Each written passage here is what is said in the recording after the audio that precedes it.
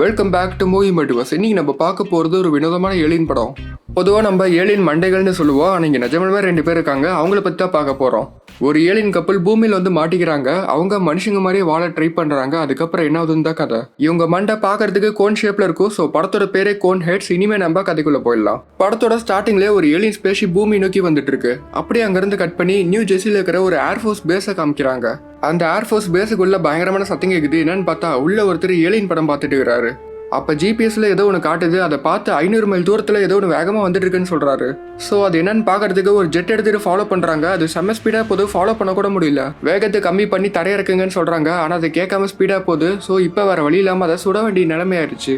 இவங்க சுட்டதெல்லாம் அந்த ship damage ஆயிடுச்சு. ஸோ இவங்க ஷிப்பை தண்ணிக்குள்ளே இறக்கிடுறாங்க. இது தெரியாம ஒரு இளம் ஜோடி ரொமான்ஸ் பண்ணிட்டுக்கிறாங்க. அங்கே தண்ணிக்குள்ள இருந்து 2 ஏலியன் வராங்க. அவங்க பேரு பெல்டர் அப்புறம் பிரிமேட். ஊருக்குள்ள வந்த வாட்டி ஒரு மோட்டலுக்குள்ள போய் தங்கறதுக்கு இடம் கிடைக்குமான்னு கேட்கறாங்க.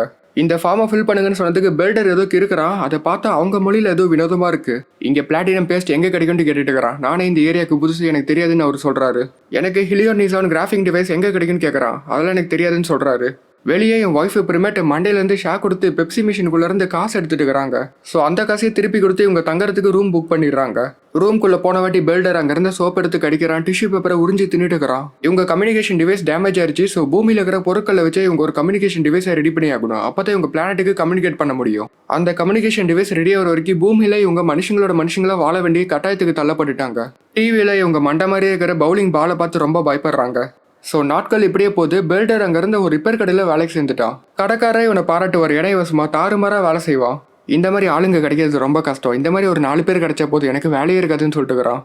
இந்தாங்க உங்க மிக்ஸி, அடிக்கடி க்ளீன் பண்ணாதான் பூமியில் இருக்கிற பாக்டீரியாலேருந்து தடுக்க முடியும்னு சொல்லிட்டு தாறுமாறாக வேலை செஞ்சுட்டு இருக்கிறான். அப்படியே வேலை செய்யும்போது இவன் கம்யூனிகேஷன் டிவைஸ் எடுத்துக்காக அங்கேருந்து கொஞ்சம் பார்ட்ஸில் ஆட்டி போட்டுக்கிறான். சார் ப்ரோட்டீனும் கார்போஹைட்ரேட்டும் எடுக்கணும். சரி லஞ்சு சாப்பிடுப்போன்னு சொன்னேன். லஞ்சுன்னு சொல்லி வேகமாக போகிறான். அது ஒன்றும் இல்லை, சாப்பாடுன்னு சொன்னால் இப்படி தான் பையன் சந்தோஷமாவான்ட்டு கடைக்காரர் சொல்கிறாரு. பெல்டரும் பிரிமேட்டும் ஒரு கேரவனா வீடு மாதிரி ஆக்கி அதுக்குள்ளே தங்கிட்டு இருக்கிறாங்க. இப்போ அவன் கடைசியாக திருடின பாட்டை வச்சு கம்யூனிகேஷன் டிவைஸை உருவாக்கிடுறாங்க.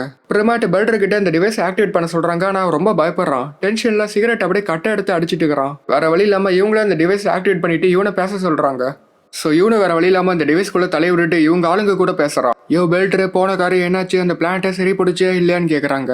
துரதிருஷ்டவசமாக எங்கள் ஷிப்போட மென்டாக்லியன் டிரைவ் டேமேஜ் ஆயிடுச்சு. ஸோ எங்களை காப்பாற்ற ஷிப் அனுப்புங்கன்னு கேட்குறான். இவங்க பிளான்ட் பேர் ரெமுலாக். அங்கே ஒரு மாஸ்டர் இருக்காங்க. அந்த மாஸ்டருக்கு இந்த மேட்டரை தெரிஞ்ச ரொம்ப காண்டாவருன்னு சொல்கிறாரு. இந்த பூமிக்கு ரெஸ்கியூ ஷிப் வரத்துக்கு 7 செல்ஸ் ஆகும்னு சொல்கிறாங்க. 7 செல்ஸுங்கிறது எவ்வளோ காலம்னு குறிப்பாக சொல்லல. ஆனால் கண்டிப்பாக அது பல வருஷம். அவ்வளோ வருஷம் இவங்க பூமியில தான் வாழ்ந்தாகணும். அப்பன்னு பார்த்து பிரிமேட்டை நான் மாசமாக இருக்கன்ட்டு ஒரு குண்டு தூக்கி போடுறாங்க. வயிற்ற பார்த்தா அந்த குழந்தையோட தலை முட்டிட்டு இருக்குது. மாச கடைசியான வாட்டி கடைக்காரர் இவனுக்கு சம்பளம் தராரு $1200. அப்படியே இவன் சோசியல் செக்யூரிட்டி நம்பர் கேட்கறாரு. இந்த சோசியல் செக்யூரிட்டி நம்பருங்கிறது அமெரிக்காவில் தர ஒரு 9 டிஜிட் நம்பர். இந்த நம்பரை வச்சு தான் ஒருத்தர் எவ்வளோ வருஷம் வேலை செய்கிறான், எவ்வளோ சம்பளம் வாங்குறான்னு கண்டுபிடிப்பாங்க. பெல்டர் ஒரு நம்பருங்கிற பேரில் 0x.3 என்னென்னமோ சொல்லிட்டு வரான். கடைசியாக உண்மையை ஒத்துக்கிட்டு கடைக்காரர்கிட்ட நான் சட்டவிரோதமாக வந்த ஒரு ஏலின்னு சொல்கிறான். ஆனால் இந்த ஏலினுங்கிற வார்த்தைக்கு இன்னொரு அர்த்தம் இருக்குது. அது என்னன்னா, வேற நாட்டிலேருந்து இன்னொரு நாட்டில் திருட்டுத்தனமாக தங்குறாங்கல்ல, அவங்களுக்கு பேர் ஏலின் தான். ஸோ பெல்டர் வேற நாட்டிலேருந்து அமெரிக்காக்குள்ளே வந்தவன் நினச்சிக்கிட்டு இவனுக்கு இப்போ போலியான சர்டிஃபிகேட்லாம் ரெடி பண்ணுறாங்க. போலியான பேர் அட்ரஸ்லாம் உருவாக்க ஒருத்தங்கிட்ட கூப்பிட்டு போகிறாங்க. இவன் ஒரு ஃபேமஸான ஆக்டர் தான். இவன் யாருன்னு தெரிஞ்சா சொல்லுங்க. இனிமே உன் பேர் டொனால்டு ஆர் டி சிக்கோ. நீ பிறந்தது August 11, 1951.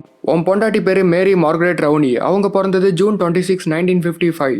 உங்கள் 2 பேருக்கும் கல்யாணம் ஆயிடுச்சு. கல்யாணமான தேதி June 4, 1975 கிரீஸில். ஸோ இப்படி டாப் டு பாட்டம் எல்லாத்தையுமே மாற்றிட்டு போலியான அடையாளம் எல்லாத்தையுமே உருவாக்கிட்டு welcome to United States of அமெரிக்கான்னு சொல்கிறாங்க. கடைக்காரர் இவங்கிட்ட முதல்ல இந்த மண்டையை தொப்பி போட்டு மறைச்சிக்கோ, பல்ல முதல்ல மாற்று அப்படிங்கிறாரு. இவன் பல்லு பார்த்தா ஷார்ப்பாக இருக்கும். அமெரிக்காவில் வாழ்கிறதுக்கு நீ தெரிஞ்சுக்க வேண்டிய விஷயம், பார்க்கறதுக்கு நல்லா இருக்கணும், உனக்கு நீயே பாஸாக இருக்கணும், அப்புறம் பிஸ்னஸ்ன்னு வந்தால் கேஷ் மட்டும் தான் எடுத்துக்கணும். அப்படியே அங்கேருந்து கட் பண்ணி இப்போ தான் இந்த படத்தோட வில்லனையே காட்டுறாங்க. வெளில ஒரு INS அதிகாரி. INSனா இமிகிரேஷன் அண்ட் நேச்சுரலைசேஷன் சர்வீஸ். வேற நாட்டிலேருந்து இங்கே வாழ்றதுக்கு குடியுரிமை இவங்க கிட்ட தான் கேட்டாகணும். வெளில இப்போ கூட நம்ம நாட்டுக்குள்ளே அத்துமீறி வரவங்க கழுத்தில் எலக்ட்ரானிக் காலரை போட்டுடலாம். நம்ம நாட்டு பார்டரை சுற்றி ஒரு இன்விசிபிளான வேலி போட்டுடலாம். ஸோ மறுபடியும் அவங்க வந்தாங்கன்னா பொசுங்கி செத்துருவாங்கன்னு சொல்கிறான். ஏன்னா வில்ல ஒரு ஸ்ட்ரிக்டான ஆஃபீஸர். இந்த மாதிரி அத்துமீறி உள்ளவரவங்கள சுத்தமாக பிடிக்கவே பிடிக்காது. அப்போ அவன் அசிஸ்டன்ட் அங்கே வந்து வில்லங்கிட்ட இந்த டிச்சிக்காங்கிற பேரில் மறுபடியும் ரெஜிஸ்டர் ஆகுதுன்னு சொல்கிறான். இந்த உண்மையான டிச்சிக்கோவை நிஜமாலும் கொண்டு சாவடிச்சிட்டாங்க. ஆனால் இவன் பேரில் நிறைய கோல்மால்லாம் நடந்திருக்கு. இந்த பேர்ல நிறைய வேலையை மாத்திருக்காங்க, நிறைய கண்ட்ரி மாத்திருக்காங்க. ஸோ இவனு கண்டிப்பா ஃபேக்கா தரப்பான்னு சொல்லிட்டு இவனை தேடி போறாங்க. பெல்டர் ஒரு பக்கம் இப்ப பல் டாக்டர் கிட்ட இருக்கான். ஏன்னா இவன் பல்ல டோட்டலா மாத்த போறான். டாக்டர் வாய் திறங்கன்னு சொல்லிட்டு வாய்க்குள்ள பார்த்தா பல்லு 3 வரிசையா இருக்கு. நமக்குள்ள ஒரு வரிசை தான் இருக்கும். ஸோ இப்ப இந்த எல்லா பல்லையும் பிடிங்கிட்டு மனுஷன் பல்ல வைக்கணும். நல்லா வாயை திறங்கன்னு சொல்லிட்டு வாயை பொழக்கிறா. அது பாக்குறதே ரொம்ப பயங்கரமா இருக்குது. அதுக்கப்புறம் இவனை மயக்கமடைய வைக்கிறதுக்கு நைட்ரஸ் ஆக்சைடு எங்க வைக்கிறதுன்னு தெரியாம இவன் வாயிலே வச்சிடறாங்க. அதை மூது பார்த்து இவன் மயக்கமாயிடுறான். எல்லா பள்ளியும் டோட்டலா மாத்தின வாட்டி வீட்டுக்கே வந்துடுறான். நாமளா படுத்துக்கிட்டு தூங்குவோம், இவங்களா நின்றுட்டு தூங்குவாங்க. அப்ப ஏதோ சத்தம் கேக்குது. என்னன்னு போய் பிரிமேட்டை பார்த்தா வில்லன்னு போலீஸ் அங்க வந்துட்டாங்க. டக்குன்னு பெல்டர் எழுதி போட்டு இவங்க 2 பேரும் அங்கிருந்து தப்பிச்சு போக பாக்குறாங்க. அந்த கேரவனை போலீஸ் சுத்தி வளைச்சிட்டாங்க. ஸோ இவங்க பின்னாடி சைடு உடச்சிட்டு போறாங்க. போகும்போது இவங்க கம்யூனிகேஷன் டிவைஸ் எடுத்துக்கிறாங்க. வெளில அவங்கள சேஸ் பண்ணிட்டே போறான். அவங்க உருவம் தெரிய மாட்டேது, அவங்க மண்டை மட்டும் தான் தெரியுது. எப்படியோ வேலைக்கு பின்னாடி எஸ்கேப் ஆகி போயிடுறாங்க. இவங்க தங்கின கேரவனை ஆராய்ச்சி பண்ணி பார்க்குறாங்க. அவங்களோட கோட்டு ஒன்று கிடைக்குது. அது ஏதோ பிரேசில் கோடுன்னு நினச்சிக்கிறாங்க.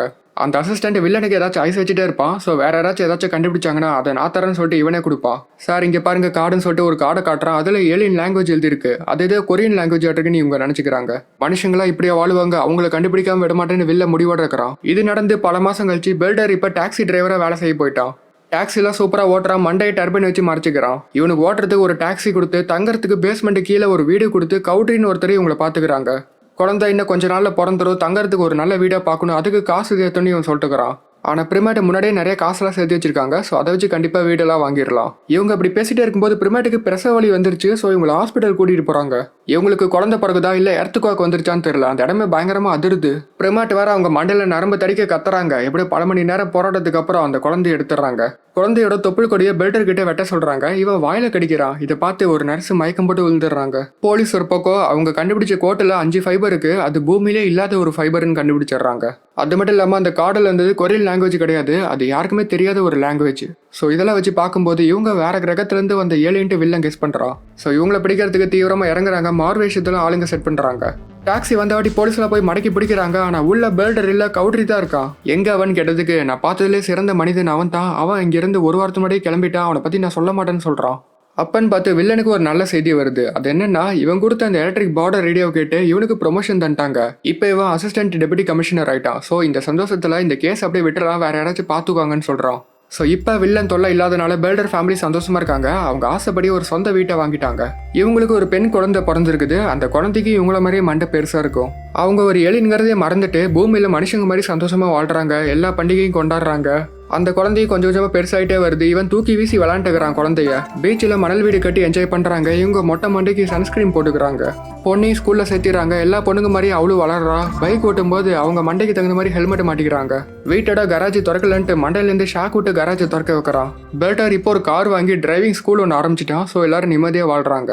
பொண்ணு இப்போ ஃபுல்லாக வளர்ந்து ஒரு டீனேஜ் பொண்ணு ஆயிட்டா. ஸோ எப்படி பார்த்தாலும் ஒரு 16-18 வருஷம் போயிருக்கும். பொண்ணு அவன் மண்டையில் டாட்டு குத்திருக்கா. இதை பார்த்து பெல்டர் செம்ம கடுப்பாயிரான். எதுக்கு இந்த மாதிரி பண்ணுறேன்னு கேட்குறான். அது ஒன்றும் டாட்டு இல்லை, அது மட்டும் இல்லாமல் எல்லாரும் பண்ணுறாங்க. ஸோ நானும் இந்த மாதிரி பண்ணுறேன்னு அவன் சொல்கிறா. இவங்க வீட்டு பக்கத்துலேயே ஒரு கப்பல் வாழ்றாங்க. அவங்க புல் வெட்டுற மிஷின் ஆனவ மாட்டேதுன்னு தவிச்சிட்டு இருக்கிறாங்க. ஸோ பெல்டரை கூப்பிட்டு உனக்கு ரிப்பேர் தெரியல, ஏதாச்சும் உதவி பண்ணு அப்படின்னு கூப்பிட்றாரு. Standard 3 power horse power internal combustion அப்படின்னு சொல்லிட்டு அங்கேருந்து ஒரு பிளக் எடுத்து வாயில் போட்டு மென்று ஊதுறான் பலமா. பக்கத்து வீட்டுக்காரரு அவர் தலையை பிடிச்சிட்டாரு. ஏன்னா ஊதல அவர் விகு பறந்துருன்ட்டு பயம். ஊதன வாட்டி அந்த பிளக்கை மறுபடியும் போகிறான். மிஷின் ஸ்டார்ட் ஆயிருச்சு. அதுக்கப்புறம் பெல்டர் அவன் பொண்ணையும் அவங்க பொண்ணோட ஃப்ரெண்ட்ஸையும் காரில் ஷாப்பிங் பண்ண கூப்பிட்டு போகிறான். இவங்க எல்லாரும் வர வரையில் வளவலன்ட்டு பேசிட்டே வராங்க. இது இவனுக்கு சுத்தமாக பிடிக்கவே இல்லை. இவங்க யூஸ் பண்ணுற காரில் கூட ஒரு ஓட்டை இருக்கும். ஸோ இவங்க மண்டை எந்த டிஸ்டர்பும் பண்ணாமல் இருக்கும். இவங்க காரை சர்வீஸ் பண்ண கொடுத்துட்டு ஷாப்பிங்லாம் முடிச்சுட்டு திரும்ப வந்து பார்க்குறாங்க. கார் இன்னும் சரியாகல. ராணின்னு ஒருத்தர் கார் இன்னும் ரிப்பேர் பண்ணல, கொஞ்சம் டைம் ஆகும்னு சொல்கிறான். இது கேட்டு இவருக்கு செம காண்டாகுது. பொதுவாக அமெரிக்காவில் குடும்ப பெயர்னு ஒன்று வச்சிருப்பாங்க. அதே மாதிரி இவங்க ஃபேமிலிக்கு பேர் தான் கோன் ஹெட். ஸோ அதை தான் படப்பேராக வச்சுக்கிறாங்க. பொண்ணு ராணி கிட்ட போய் பிராக் Warner digital hydraulic radiometer use பண்ணி சரி பண்ண வேண்டியது தானே அப்படின்னு கேட்குறா. ஏன்னா இந்த ஏலியன் ஃபேமிலியில் எல்லாருமே புத்திசாலிங்க தான். ஒரு பக்கம் இத்தனை வருஷம் கழிச்சு வில்லனை காட்டுறாங்க. அவனை கமிஷனரா ப்ரொமோஷன் பண்ண போறாங்க. ஆனா ப்ரொமோஷன் கொடுக்கறது முன்னாடி சில கேள்விலாம் கேட்கறாங்க. அது என்னன்னா இந்த டிச்சிகோ கேஸ் என்னாச்சு, அதுக்கு ஏன் இவ்வளவு செலவு பண்ணீங்க? 2,50,000 செலவா இருக்குது. அது மட்டும் இல்லாம அதை ஏலியன் வேற சொல்லிக்கிறீங்கன்னு கேட்கறாங்க. ஸோ வில்லன் ப்ரொமோஷனுக்காக பல வருஷம் கழிச்சு மறுபடியும் அந்த கேஸ் எடுக்க வேண்டிய நிலைமைக்கு தள்ளப்பட்டுட்டான். பால்டர் இதுக்கு முன்னாடி வேலை செஞ்ச கவுட்ரிக்கு ஒரு கீ செயின் கொடுத்தா. அந்த கீ செயினை வில்லன் பத்திரமா வச்சுக்கிறான். ஒரு பக்கம் பொண்ணு ராணியும் ஒரு ஹோட்டல்ல சாப்பிட வந்திருக்காங்க. ஏன்னா இவங்க 2 பேரும் டேட்டிங் பண்ணிட்டுக்கிறாங்க. சாப்பிட்றதுக்கு சாண்ட்விச் கொடுத்தா இவ ஒரே இடத்துல வாயில போட்டு முழுங்கிட்டு வாயை தொடச்சிட்டுக்கிறான். இதை பார்த்து இவனே ஆடி போயிட்டான். இன்னொரு பக்கம் பிரிமேட்டு பக்கத்துக்காரங்களும் ஷாப்பிங் பண்ண ஒரு மாலுக்கு வந்திருக்காங்க. உங்க ஹஸ்பண்ட் ஏன் ஒரே பொண்ணுக்கு திரும்ப திரும்ப டிரைவிங் சொல்லி கொடுத்துட்டு இருக்காரு அப்படின்லாம் போட்டு கொடுத்துட்டு இருக்காங்க பிரிமேட்டு கிட்ட. பிரிமேட் இப்படி பேசிட்டே வந்துட்டு இருக்கும்போது அங்கிருந்த கத்திரிக்காவை பார்த்து ரொம்ப பயந்துடுறாங்க. என்ன நம்ப மாட்ட மாதிரியே இருக்குன்னு சொல்லிட்டு. அப்புறம் தான் தெரியுது அது கத்திரிக்கான்ட்டு. இவங்க சொன்ன மாதிரியே பெல்டர் அந்த பொண்ணுக்கு தான் டிரைவிங் சொல்லி கொடுத்துட்டு இருக்கிறான். அந்த பொண்ணு பயங்கரமா மொக்க போட்டுட்டு இருக்குது. இந்த பொண்ணுக்கு சரியா வண்டி ஓட்டவே வரல, கண்ணாப்பண்ணு ஓட்டிட்டு இருக்குது. அப்படியே இவங்க கிட்ட கொஞ்ச நேரம் ரொமான்ஸ் பண்ணுது. நீ என்ன பண்ணாலும் டெஸ்ட்டில் பாஸ் பண்ணாதான் லைசன்ஸ் நீ ஸ்ட்ரிக்டா சொல்லிடுறான். ஒரு பக்கம் ராணியும் பொண்ணு ரொமான்ஸ் பண்ணிட்டுக்கிறாங்க. இவன் ஓவரா ரொமான்ஸ் பண்ணி அவங்க மொட்டை மணிக்கு முத்தம் கொடுத்துட்டு இருக்கிறான். மொட்டை தொட்டதுனால கோச்சிட்டு இவனை தள்ளிவிட்டு அங்க இருந்து வந்துடுறாங்க. வீட்டில் ஒரு பக்கம் பிரிமேட் வேக்யூம் கிளீனர்ல கிளீன் பண்ணி எல்லா தூசியும் வாயில உறிஞ்சிட்டு இருக்கிறாங்க. பொண்ணு வீட்டுக்கு அழந்துட்டே வரா. அவகிட்ட என்னன்னு கேட்கும் போது தெரியுது இவன் மொட்டை மாடி தொட்டுட்டான்ட்டு. இதை கேட்டு பெல்டர் செம காண்டாயிடுறாரு. ஸ்ட்ரெயிட்டா ராணிக்கிட்டே போய் அவன் தப்பிக்க முடியாத மாதிரி காரை தூக்கி பிடிச்சிக்கிறாரு. அவன் காரு கூரை பேத்து என்ன தெரியும் தான் புனிதமான மொட்டை மண்டையில கை வச்சிருப்பான்னு கேட்கறாரு. இன்னொரு டைம் இந்த மாதிரி பண்ண அவன் நரம்ப நசுக்கி மண்டைக்கு ரத்தம் போகாத மாதிரி பண்ணி சாவடிச்சிடுங்கிறாரு. அதாவது கழுத்து நெரிச்சு சாவடிச்சிடுங்கிறத அப்படி சொல்றான். இதை பார்த்த பொண்ணு இன்னும் சுகமாயிடுறான். என் வாழ்க்கையே நாசம் பண்ணிட்டீங்க, நம்மளை காப்பாற்ற ஷிப்பெல்லாம் வராது, நம்ம கடைசி வரைக்கும் இங்கே தான் இருக்க போறோம்னு சொல்றா. பொண்ணு அழும்போது கண்ணுல இருந்து ஏதோ ஜல்லி மாதிரி வந்துட்டு இருக்குது. அம்மா அவளை சமாதானப்படுத்திட்டு இருக்கிறாங்க.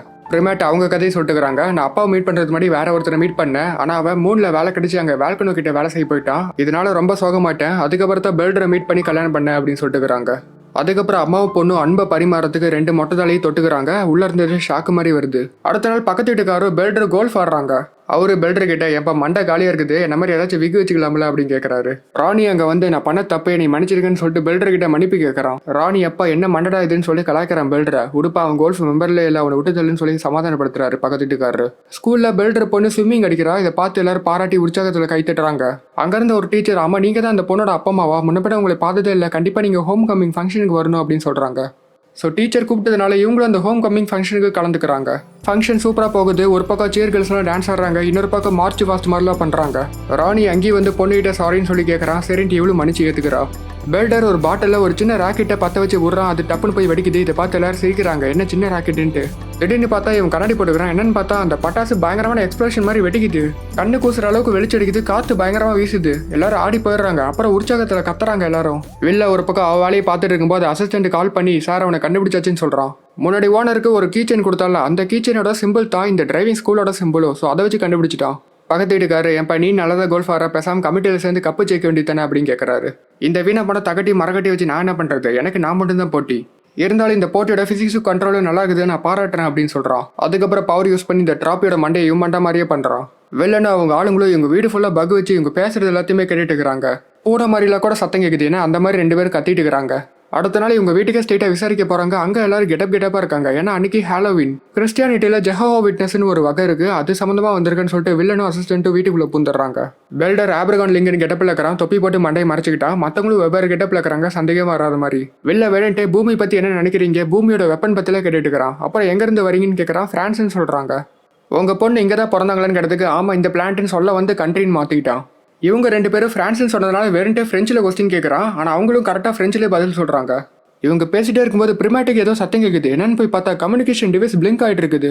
பெல்டர் கிட்ட உங்களுக்கு ஃபோன் வந்துருச்சுன்னு சொல்கிறாங்க. இல்லை நான் அப்புறம் வரேன்னு சொல்கிறான். இல்லை இது பெரிய ஃபோனுன்னு சொல்கிறாங்க. பெரிய ஃபோனான்னு சொல்லிட்டு இவங்க 2 பேர்த்தையும் வெளியே துரத்திட்டு அந்த கம்யூனிகேஷன் டிவைஸை பார்க்க போயிடுறாங்க. ஒருவேளை மதத்தை பற்றி பேச வந்ததால இப்படி காண்டாய் துரத்திட்டாங்கன்னு சொல்லிட்டு இவங்க 2 பேர் வந்துடுறாங்க சந்தேகப்படாம. பொண்ணு இப்போ ஹாலோவின் பாட்டில் ராணி கூட டான்ஸ் ஆடிட்டு இருக்கிறா. பெல்டர் பொண்ணை கண்டுபிடிச்சி உனக்கு ஒரு நல்ல செய்தி, நம்ம பிளான்ட்டுக்கே திரும்ப போகிறோம், நம்மளை கூப்பிட ஷிப் வந்துருச்சுன்னு சொல்கிறாரு. பொண்ணு ராணி கிட்ட சொல்லிட்டு வரேன்னு சொன்னதுக்கு இல்லை யார்கிட்டையும் சொல்லாதுன்னு சொல்கிறாங்க. இல்லை நான் ராணி லவ் பண்ணுற ஒரு டைம் சொல்லிடுறேன்னு சொல்கிறான். பெல்டரும் பிரிமேட்டும் பக்கத்து வீட்டுக்காரங்கிட்ட இன்னைக்கு நைட்டு நாங்கள் ஊருக்கு போகிறேன்னு சொல்கிறாங்க. பொண்ணு ராணி கிட்ட அவங்ககிட்ட தனியாக பேசுன்னு சொல்லிட்டு கூட்டு போகிறான். எல்லாத்தையும் வில்ல ஃபாலோ பண்ணிட்டே இருக்கிறான். அந்த பார்ட்டியில் பெல்டருக்கு சாம்பியன்ஷிப் ட்ராஃபிலாம் தராங்க, கோல்ஃப் நல்லா ஆடுறேன்ட்டு. பொண்ணு ராணியை வீட்டுக்கு கூட்டிட்டு போய் இவங்க வழக்கப்படி கல்யாணம் பண்ண பார்க்குறா. ஆனால் அதுக்குள்ளே இவங்களாம் வந்துடுறாங்க. இந்த மாதிரிலாம் பண்ணக்கூடாதுன்னு திட்டுறாங்க. அப்பன்னு பார்த்து வெளியே ஜீப்பு சவுண்டு கேட்குது. வில்லம் போலீஸ் எல்லாரும் இவங்க வீட்டை சுற்றி வளைச்சிட்டாங்க. அப்போ சடனாக கராஜை உடச்சிட்டு பைக்கில் எல்லாரும் தப்பிக்கிறாங்க. போலீஸும் சேஸ் பண்ணிட்டே போகிறாங்க. இப்படியே மடக்கி பிடிச்சிடறாங்க. ஆனால் பைக்கில் இருந்தது பெல்டர் கிடையாது, ராணி. இவங்களெல்லாம் இப்படி தசை திருப்பிட்டு காரில் எஸ்கேப் பண்ணலான்னு பார்க்குறான் பெல்டரும் அவங்க ஃபேமிலியும். ஆனால் சுற்றிலி போலீஸ் ஜீப்பாக இருக்குது. இவங்களால் கண்டிப்பாக தப்பிக்கவே முடியாது. எப்படி தப்பிக்கிறதுன்னு யோசிச்சுட்டு இருக்கும்போது இவங்களை காப்பாற்ற அந்த ஷிப் வந்துருச்சு. ஷிப் அந்த காரை இழுத்துட்டு இருக்குது. இதெல்லாம் ஆச்சரியமா பார்க்குறாங்க எல்லாரும். வெளில அப்பயும் விடாமல் அந்த காரை பிடிச்சிக்கிறான். வில்லன் காலை அசிஸ்டன்ட் பிடிச்சிக்கிறான். ஸோ இவங்க 2 பேரும் ஷிப்புக்குள்ளே போயிட்டு இருக்கிறாங்க. ஸோ இந்த 5 பேரை ஏற்றிட்டு ஷிப்பை கிளம்பிருச்சு. மனுஷங்களான வில்லனையும் அசிஸ்டன்ட்டையும் ஒரு தண்ணிக்குள்ளே போட்டு வச்சிடறாங்க. பூமியோட ஒரே கோளான நிலவை தாண்ட வாட்டி இவங்க ஷிப்பு வேகமாக போகுது. எல்லாரும் தூங்கிடுறாங்க. கண் விழிச்சு பார்த்தா பிளான்ட் ரெமுலாக்கு வந்துடுறாங்க. மேகங்களுக்கு நடுவில் பெரிய பெரிய சிலையோட பிளான்ட் ரெமுலாக்கு ரொம்ப சூப்பராக இருக்குது. எங்கே பார்த்தாலும் பெரிய பெரிய பில்டிங்கை ஒரு மாதிரி சவுப்பாக இருக்குது அந்த பிளான்ட்டை பார்க்கறதுக்கு. அந்த பிளான்ட்டில் ஒரு ராஜா இருக்கிறா. யாராச்சும் சின்ன தப்பு பண்ணால் கூட பாரபட்சமே பார்க்காம தண்டிச்சிருவான். ராஜா பெல்டர்கிட்ட எங்களுக்காக என்ன கொண்டு வந்த அப்படின்னு கேட்குறாங்க. இவன் அந்த வில்லனையும் அசிஸ்டன்ட்டையும் காட்டுறான். இவங்களும் எல்லாரும் ஆச்சரியமா பார்க்குறாங்க. வில்லன் நான் யார்கிட்டையும் மன்னிப்பு கேட்க மாட்டேன்னு சொல்கிறான். இவன் கழுத்தில் ஏதோ பெல்ட் மாதிரி போட்டு இவனே கண்ட்ரோல் பண்ணுறாங்க. இவன் சொன்ன ஐடியா இவனுக்கே ஒர்க் அவுட் ஆயிடுச்சு. வேற என்ன எடுத்துட்டு வந்தேன்னு கேட்டதுக்கு பெட்டி திறந்து ஒவ்வொன்றா காட்டுறான். இதுதான் 4 wheel லக் ரஞ்ச் டயருங்கிற ஒரு விஷயத்த கழட்டி மாற்றி யூஸ் ஆகும். எல்லா பொருளையும் பார்த்து முடிச்ச வாட்டி ராஜா வாயில இருக்கிற பல்ல பார்த்து செம்ம காண்டாயிட்டாரு. பூமியில வாழ்ற மனுஷங்களுக்காக நீ உன் பள்ளையை மாத்திட்ட, அதனால நீ துரோகி ஆயிட்ட, உனக்கு தண்டனை கொடுக்குறேன்னு சொல்லிட்டு இவனுக்கு தண்டனை கொடுத்துட்றாங்க. பெல்டரையே இன்னும் கொஞ்சம் பெரிய ஒரு பெரிய குழியில அடைச்சி வச்சிடறாங்க. 3 நிலவு ஒன்னா வரும்போது கார்தோக்குன்னு ஒரு கிரியேச்சர் உள்ள இருந்து வரும், அது இவங்களை சாப்பிட்டுரும். அம்மாவும் பொண்ணு சேஃபா தான் இருக்காங்க, ஆனா இவன் தான் உள்ள கைதி ஆயிட்டான். 3 நிலவு இப்போ ஒன்னாயிருச்சு. இதை பார்த்து எல்லாரும் தலையாட்டுறாங்க. கதவு ஓப்பன் ஆகி உள்ள இருந்து ஒரு மிருகம் வருது, அதுதான் கார்தோக். அந்த மிருகத்துக்கு கூட சண்டை போறதுக்கு ஒவ்வொருத்தரும் அனுப்புறாங்க. எல்லாரும் ஈஸியா செத்து போயிடுறாங்க. கால் தனியா தலை தனியா உருண்டு வந்துட்டு இருக்குது. இப்போ எல்லாருமே செத்து போயிட்டாங்க. கடைசியாக பெல்டர் மட்டும் தான் இருக்கிறான். அவன் மிருகத்து கூட சண்டை போட போறான். மிருகம் வரும்போது அதை கண்ணையே குச்சி வச்சு குத்திட்டு அங்கிருந்து பயந்து ஓடுறான். இவன் குச்சி உடஞ்சதால பாட்டு பாடிட்டு அந்த குச்சை ஒட்ட வைக்கிறான். இதெல்லாத்தையும் ஆச்சரியமா பாக்குறாங்க. ஏன்னா இவங்க கிரகத்துல பாட்டுனாவே என்னன்னு தெரியாது. வெளில அங்கிருந்த ஒரு ஏலின் பொண்ணு கிட்ட இதுக்கு பேரு தான் பாட்டு அப்படின்னு சொல்றான். இந்த பாட்டு கேட்டு மிருகமே லைட்டா கன்ஃபியூஸ் ஆயிடுது. கடைசியாக பெல்டர் கோல்ஃப் ஆடுற மாதிரி ஒரு கல்லை வச்சு குச்சி வச்சு அடிக்கிறான். கல்லு மிருகத்தோட வாய்க்குள்ள பூந்து மூச்சு முட்டி செத்து போயிடுச்சு அந்த மிருகம். இவன் ஜெயிச்சதை பார்த்து எல்லாரும் கைத்துடுறாங்க. ஸோ இதுக்கு மேலே இவனுக்கு தண்டனை கொடுக்க முடியாது. ராஜா பெல்டரை பார்த்து நீ ஜெயிச்சிட்ட, இது உன்னோட நாள், உனக்கு என்ன வேணுமோ கேளுங்கிறாரு. நான் திரும்ப பூமிக்கே போகணும், பூமியை போய் நான் அடிமைப்படுத்தணும்னு சொல்றான். சரி அதுபடியே அவுட்டுன்னு இவங்களா சொல்றாங்க. போகும்போது என் ஃபேமிலியும் மனுஷங்களையும் கூட்டு போவேன்னு சொல்றான். இல்ல மனுஷங்களை ஒருத்தர் மட்டும் தான் நீ கூட்டு போறேன்னு சொன்னதுக்கு வில்லனை கூட்டு போறான். அந்த அசிஸ்டன்ட் ராஜா கை வச்சு அங்கேயே வேலைக்கு சேர்ந்துக்கிட்டான். ஸோ பெல்டர் கூப்பிட்டவங்க எல்லாரும் ஒரு தனியாக ஷிப்பில் போகிறாங்க. மற்றவங்க எல்லாரும் வெவ்வேறு ஷிப்பில் ஃபாலோ பண்ணிட்டே வராங்க. பூமி கிட்ட வந்த வாட்டி இவன் ஷிப்பு மட்டும் பூமிக்குள்ள போது மற்றவங்கள வெளியவே வெயிட் பண்ணுறாங்க. நான் சொல்கிற வரைக்கும் யாரும் அட்டாக் பண்ணாதீங்கன்னு சொல்லிட்டு திடீர்னு வார்னிங் லேசர் வச்சு அட்டாக் பண்ணுறாங்க, எல்லாம் தப்பிச்சு போங்கன்னு போய் சொல்கிறான். பெல்டர் அவன் ஃபேமிலி வில்ல மட்டும் அந்த ஷிப்பை விட்டு இறங்கி அந்த ஷிப்பை வெடிக்க வச்சிடறாங்க. இது எல்லாத்தையும் மேலே இருந்து பார்த்த ராஜா பெல்டர் செத்து போட்டு தான் நினச்சிக்கிட்டு இவங்க கிரகத்துக்கே திரும்ப போயிடுறாங்க. ஸோ பூமி சேஃப் ஆயிடுச்சு. கடைசியாக பெல்டர் வில்லங்கிட்ட உன் உயிரியை காப்பாற்றிருக்கேன், எங்களுக்கு கிரீன் கார்டு கொடு அப்படின்னு கேட்குறான். வில்லனும் பரவாயில்ல, ஒன்ன மாதிரி திறமையான ஆளுங்க தான் அமெரிக்காவுக்கு தேவைன்னு சொல்லிட்டு ஒத்துக்கிறான். அந்த ராணி பொண்ணு ஒன்று சேர்ந்துறாங்க. இவங்கள ஃபோட்டோ எடுக்கிறவங்க பேரில் பயங்கரமான மிஷின் வச்சு ஏதோ ஃப்ளாஷ் அடிக்கிறான். அடிச்ச ஃப்ளாஷில் மூஞ்சி செவந்து போயிருச்சு. இவன் ஃபோட்டோங்கிற பேரில் எக்ஸ்ரே எடுத்திருக்கான் போல. இப்படி ஒரு ஹாப்பி எண்டிங்கோட இந்த படமும் முடியுது. இந்த படம் கொஞ்சம் வித்தியாசமான ஃபீலாக தான் இருக்கும். மீண்டும் அடுத்த வீடியோவில் சந்திக்கிறேன். Signing off VJ.